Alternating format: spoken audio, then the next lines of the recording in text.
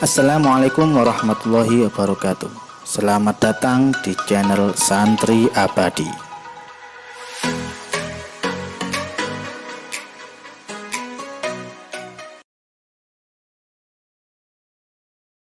Assalamualaikum warahmatullahi wabarakatuh. Bismillahirrahmanirrahim. Alhamdulillahirabbil alamin. Wassalatu wassalamu ala asyrafil anbiya'i wal mursalin Sayyidina Muhammadin wa ala alihi wa sahbihi ajma'in, amma ba'du. Alhamdulillah kita bisa berjumpa lagi dalam keadaan sehat walafiat. Semoga Allah Subhanahu wa taala memberikan kepada kita semua ilmu yang manfaat dan barokah. Pada kesempatan kali ini kita akan membahas tentang puasa, yang mana puasa ini sudah masuk bab ke-23. Puasa secara bahasa adalah menahan atau al-imsaku, menahan. Menahan apa saja? Menahan amarah, namanya puasa secara bahasa. Menahan lapar, juga puasa. Intinya menahan secara bahasa, puasa bermakna al-imsaku atau menahan. Adapun secara istilah adalah menahan diri dari segala apa yang membatalkan puasa. Mulai dari terbitnya fajar shodiq sampai terbenamnya matahari disertai dengan niat untuk berpuasa. Adapun secara istilah tadi itu menahan diri dari perkara-perkara yang membatalkan puasa. Makan, minum, dan perkara yang lain yang membatalkan puasa dimulai dari terbitnya fajar shodiq, itu mulai subuh.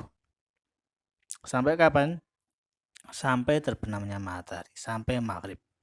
Dan itu disertai dengan niat khusus, yaitu niat berpuasa. Keutamaan puasa dalam sebuah hadis yang diriwayatkan oleh Imam Muslim, sebutkan lisa'im farhatani, farhatun inda fitrihi wa farhatun inda liqa'i rabbih. Yang artinya orang yang berpuasa itu akan meraih dua kegembiraan. Kegembiraan ketika berbuka puasa atau berhari raya, dan kegembiraan ketika bertemu Tuhannya. Orang berpuasa akan mendapatkan dua kesenangan, dua kebahagiaan. Yang pertama, bahagia, senang ketika berbuka. Di hari-hari biasa, di hari di luar puasa, kita mendengar adzan maghrib itu hal yang biasa, hal yang lumrah, tidak ada yang istimewa. Akan tapi ketika dalam keadaan berpuasa, maka adzan maghrib itu sebuah hal yang membahagiakan. Karena ketika adzan maghrib, disitulah waktunya kita berbuka puasa. Nah, itu kebahagiaan pertama yang diberikan oleh Allah Subhanahu wa taala kepada orang yang berpuasa. Kebahagiaan yang kedua, kegembiraan ketika bertemu dengan Tuhannya, yaitu bertemu dengan Allah Subhanahu wa taala. Ini menunjukkan bahwa betapa besarnya pahala puasa yang akan menyebabkan pelakunya masuk surga Allah Subhanahu wa taala dan bertemu dengan Allah Subhanahu wa taala.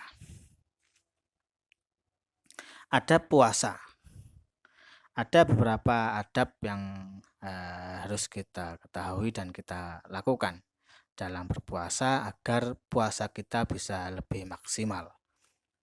Yang pertama, dalam berpuasa menjaga anggota-anggota tubuh dari hal-hal yang diharamkan oleh Allah Subhanahu wa taala. Karena jika tidak menjaganya, maka pahala puasa bisa berkurang, bahkan bisa hilang. Ketika kita berpuasa, kita juga selain kita menahan diri dari hal-hal yang membatalkan puasa, kita juga harus menahan diri dari hal-hal yang bisa mengurangi bahkan menghilangkan pahala dari puasa kita, yaitu dengan menjaga anggota badan kita dari hal-hal yang diharamkan oleh Allah Subhanahu wa taala. Ketika kita berpuasa, maka kita usahakan mata kita juga berpuasa dari hal-hal yang diharamkan oleh Allah Subhanahu wa taala, dari memandang sesuatu yang dilarang oleh Allah Subhanahu wa taala. Ketika kita berpuasa, kita juga usahakan tangan, kaki kita, lidah kita juga berpuasa dari hal-hal yang diharamkan oleh Allah Subhanahu wa taala. Karena kalau kita tidak melakukannya, tidak menjaga anggota tubuh kita, sehingga anggota tubuh kita ini melakukan hal-hal yang diharamkan oleh Allah Subhanahu wa taala, padahal kita berpuasa, maka pahala puasa kita bisa berkurang, bahkan bisa habis. Hal ini sebagaimana disebutkan dalam hadis Nabi yang diriwayatkan oleh Imam An-Nasai. Beliau Nabi Muhammad SAW bersabda, kam min shaimin laisa lahu min siyamihi illal ju'u wal atsu. Yang artinya berapa banyak orang yang berpuasa namun dia tidak mendapatkan sesuatu dari puasanya kecuali rasa lapar dan dahaga. Nabi Muhammad SAW telah mewanti-wanti kita. Ketika kita berpuasa, hendaklah kita juga menjaga anggota badan kita dari hal-hal yang diharamkan oleh Allah Subhanahu wa taala, dari hal-hal yang bisa mengurangi pahala puasa. Karena kalau tidak, maka puasa kita hanya berisi lapar dan dahaga saja. Tidak ada nilai pahala dari Allah Subhanahu wa taala. Maka kita usahakan dari ada puasa. Ketika kita puasa, di samping kita menahan haus, menahan lapar, kita juga berusaha menahan anggota badan kita dari hal-hal yang diharamkan oleh Allah Subhanahu wa taala agar pahala kita tidak berkurang, bahkan tidak habis. Yang kedua dari adab puasa adalah tidak banyak tidur di siang hari. Memang puasa itu bisa menyebabkan lemas. Akan tapi jangan sampai puasa menjadi sebab kita tidur, memperbanyak tidur di siang hari, memperbanyak tidur ketika kita berpuasa. Dan jangan sampai sebab puasa itu membuat kita nanti ketika berbuka menyebabkan kita banyak makan. Karena adab dari puasa itu jangan banyak tidur siang, kemudian tidak banyak makan di malam hari. Jadi memang orang berpuasa itu akan timbul lemas, ngantuk. Ketika buka puasa juga akan karena seharian menahan lapar sehingga akan timbul rasa ingin makan sebanyak-banyaknya. Maka dari adab puasa, dua hal ini hendaklah dihindari. Jangan terlalu banyak tidur, akan tapi bisa kita isi dengan hal-hal yang positif.